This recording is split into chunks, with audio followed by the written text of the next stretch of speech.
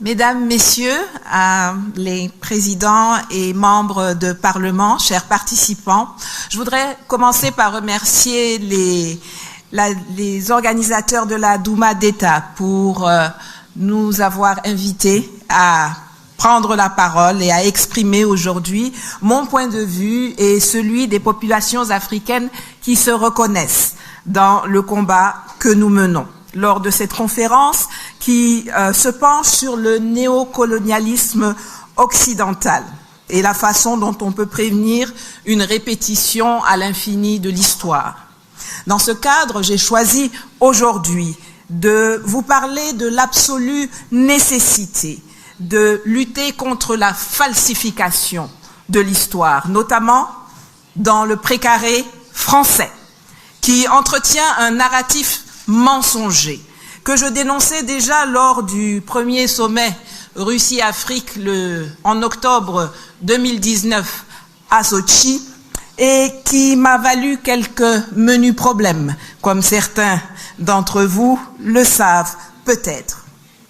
L'histoire qui nous lie à l'Occident commence lorsqu'ils mettent les pieds chez nous, au XIXe siècle, au XVIIIe, pour certains, à la recherche de l'or noir. À l'époque, l'or noir, ce n'était pas le pétrole, c'était nos aïeux.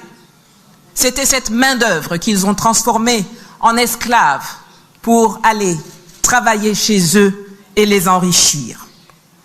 Cette histoire avec l'Occident continue avec des accords de protectorat, pas bien méchants d'ailleurs, à l'époque, qu'ils ont signés avec certains chefs africains en amont de la conférence de Berlin en 1884 et qu'ils ont ensuite violés, comme d'habitude, pour se lancer dans une colonisation qui, loin d'avoir été aussi paisible et positive qu'ils aiment bien le faire croire, a été dure, violente et sanglante. Ils se plaisent à évoquer les travaux qu'ils ont effectués chez nous comme si c'était des cadeaux. Non. Alors, ces routes, ces chemins de fer qu'ils ont construits, c'est avec notre argent, notre sueur, notre sang et notre vie. Loin du discours sentimental dont les tenants du pouvoir français d'hier et d'aujourd'hui aiment nous abreuver, cette histoire a ensuite été marquée par les luttes d'indépendance, mais aussi, on n'en parle pas trop souvent, par les luttes syndicalistes contre le travail forcé, pour l'amélioration des conditions de vie des populations maltraitées par les compagnies occidentales et par des bagarres autour du foncier. Le narratif français de cette époque-là est généralement aux antipodes de ce que les populations connaissent et se remémorent. C'est brutal, c'est sauvage. L'histoire se poursuit ensuite avec le néocolonialisme, la nouvelle forme du colonialisme qui a vu le jour après l'octroi des indépendances aux pays africains, comme si l'indépendance s'octroyait. On l'a appelé ainsi parce que les indépendances ont fait croire aux gens que le colon partait, alors que la réalité a démontré qu'il n'en était rien, et que le colon est resté et qu'il a conservé tout son contrôle. C'est ainsi que notre histoire commune se poursuit avec les coups d'État, les changements de régime, qu'ils ont longtemps niés, mais qu'ils ont pourtant perpétrés grâce à leurs mercenaires, comme Bob Denard, grâce à leurs légions étrangères, ou grâce aux soldats africains qu'ils ont formés, peut-être même pour cela. C'est généralement lorsqu'ils ne sont plus aux affaires que certains chefs d'État français admettent du bout des lèvres leur forfait. Mais pourquoi éprouvent-ils donc le besoin de falsifier l'histoire? Là d'où je viens, c'est très simple. On dit que lorsque tu mens, c'est parce que tu as quelque chose à cacher. Les politiques français doivent d'abord cacher des choses à leur propre population, dont une partie est anticoloniale, et une autre ignorante, se bercent d'illusions quant à la grandeur de leur pays ou d'ignorance quant à la provenance de leur confort. Ils doivent ensuite mentir à la communauté internationale, car après s'être posés en défenseurs, en parangons de la démocratie, des lumières, des droits de l'homme, il leur est difficile d'admettre à la face du monde qu'ils ont renoncé à ces valeurs pour devenir des geôliers, des tortionnaires de ceux dont ils avaient la tutelle. À nous, Africains, ils mentent pour mieux nous leurrer, pour nous blaguer, pour nous intoxiquer, pour nous endormir, pour nous faire perdre notre estime de soi et surtout pour continuer à nous dominer et à nous exploiter. Mais avec nous, ils ont fait plus que mentir. Les éveilleurs de conscience, les empêcheurs de tourner en rond, ceux qui ont eu accès à certaines informations ont été soit intimidés, soit éliminés. Nos dirigeants les plus indociles ont été éjectés ou assassinés. Mais comment font-ils pour falsifier et pour dominer? Le néocolonialisme a un volet politique, un volet économique, un volet militaire et un volet culturel et social. Et pour chacun de ces aspects, il y a eu un discours précis dans lequel nous baignons encore. Si l'on regarde le volet politique, le narratif a présenté le néocolonialisme comme le choix des Africains eux-mêmes, exprimé à travers des chefs d'État complices, choisis et formés par le colon et prêts à endosser le rôle d'immature irresponsable, manquant de capacités politiques et intellectuelles nécessaires pour se représenter eux-mêmes dans des instances que les colons ont créées dès 1945, alors que nos pays, en l'état actuel des choses, n'existaient pas encore. Ce discours nappé d'une pseudo-amitié nouvelle et des attaches dites historiques, dites indéfectibles, liant le maître et le sujet, c'est ce discours qui fonde la tutelle politique que nous subissons depuis plus de 60 ans au sein de l'Organisation des Nations Unies, de la Banque mondiale et du FMI, entre autres. On peut aller plus loin. C'est ce narratif qui continue de justifier aujourd'hui encore en mars 2023 l'existence du statut de porte-plume dévolu aux anciennes puissances coloniales au sein des Nations Unies, qui leur réserve le droit de rédiger les résolutions et les communications présidentielles du Conseil de sécurité et de l'Assemblée générale sur l'Afrique. Seul le Mali, avec le colonel Assimi Goïta, a eu la dignité de le récuser il y a quelques semaines. Merci. Sur le plan économique, nos anciens maîtres ont écrit une histoire selon laquelle nos pays sont pauvres, nos économies sont faibles, n'ont pas de capitaux, n'ont pas d'industrie, n'ont pas de moyens et financiers pour se prendre en charge. Ce qui nécessite qu'ils gèrent notre monnaie, qu'ils nous fassent crédit, qu'ils nous apportent une aide qu'ils présentent comme un acte humanitaire pour leurs anciens sujets, pour nous aider à nous en sortir économiquement. Encore une fois, les présidents africains complices acceptent de signer des traités léonins qui garantissent aux États occidentaux une protection solide et contrôlée contre la concurrence étrangère et leur permettent aujourd'hui encore de faire main basse sur nos économies, les finances publiques, les ressources naturelles de nos pays. Des accords infantilisants qui nous ont conduit tout droit au fiasco et qui font de certains d'entre nous des prisonniers du franc CFA, des éternels mendiants au guichet de l'aide publique au développement, des endettés improductifs devant l'éternel. Concernant l'aspect sécuritaire, le narratif des Occidentaux a consisté à dire que les pays africains nouvellement indépendants, ne disposant pas de structures nécessaires pour assurer leur sécurité, il fallait les aider toujours, en organisant pour eux la création d'armées et de services de sécurité.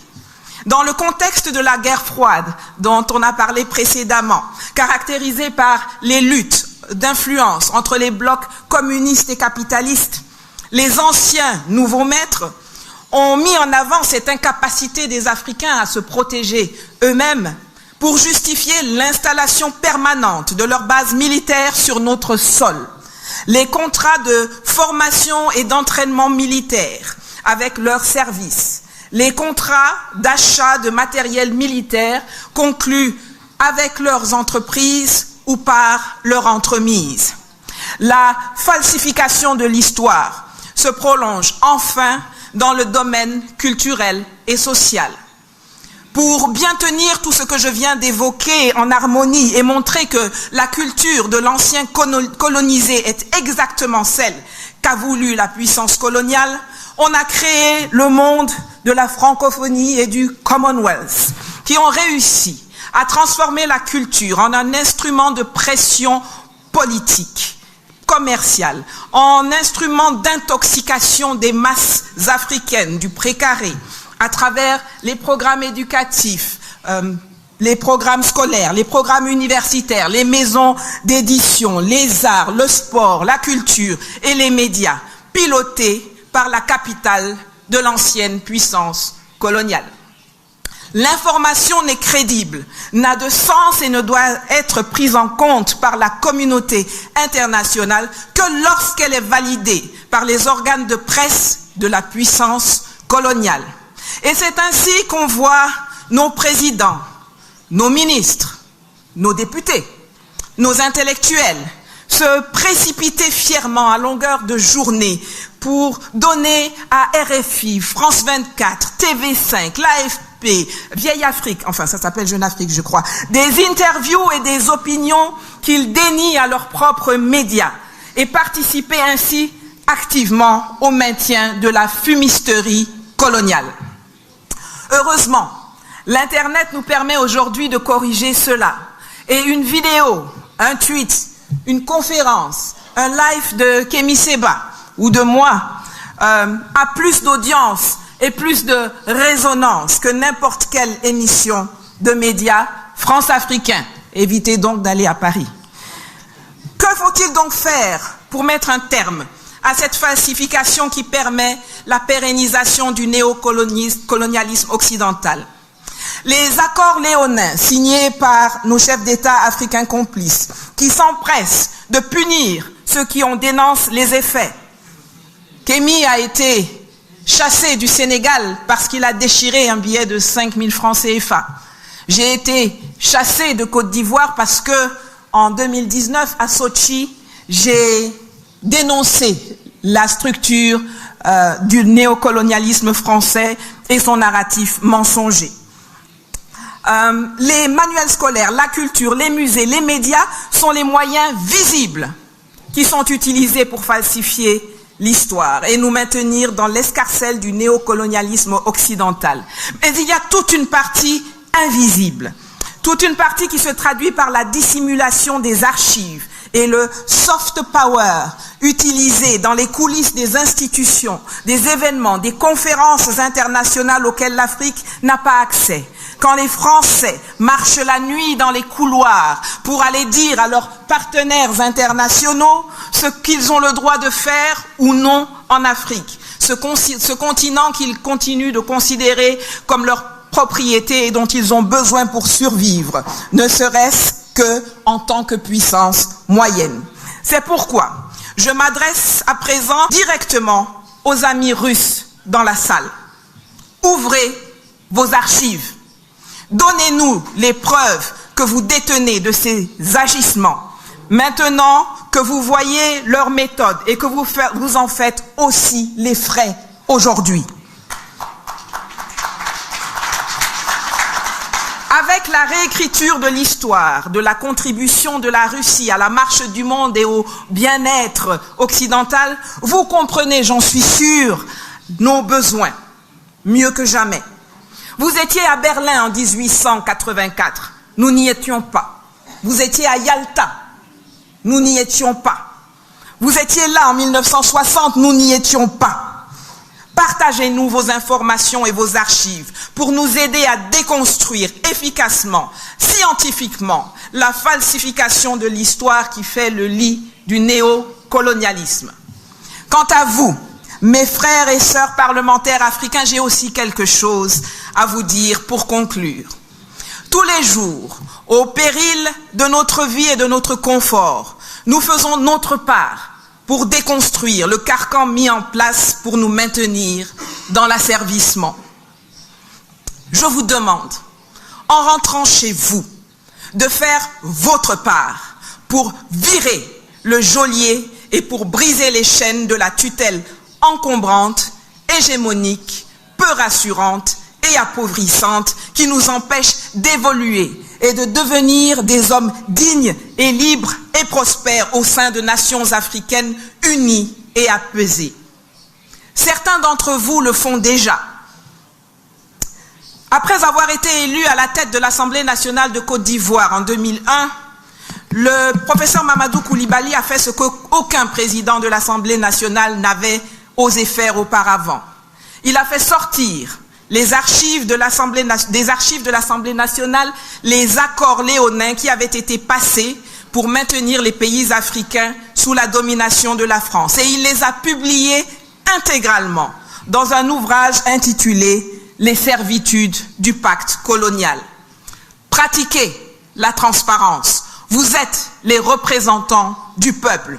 Ne votez pas des lois qui pérennisent le pacte colonial ou qui le réinventent sous de nouvelles formes, comme la nouvelle dictature du climat que l'on veut nous empêcher, que l'on veut nous imposer pour nous empêcher d'utiliser nos ressources comme nous l'entendons, pour nous développer et pour nous enrichir comme eux l'ont fait par le passé. Le bassin du Congo n'est pas le poumon de la planète. Le bassin du Congo est le poumon du bassin du Congo. Rien de plus, rien de moins.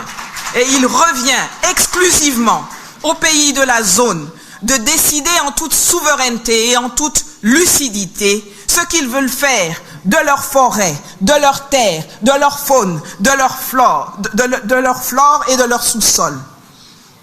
Messieurs les parlementaires, mesdames les parlementaires, bloquez la ratification de contrats qui prévoient l'exportation de matières premières non transformées et proposer des lois qui vont enfin nous débarrasser de la tutelle monétaire, des bases militaires occidentales et des programmes scolaires mensongers qui empoisonnent notre continent depuis trop longtemps déjà.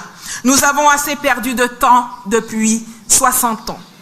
Agissez, agissons ensemble.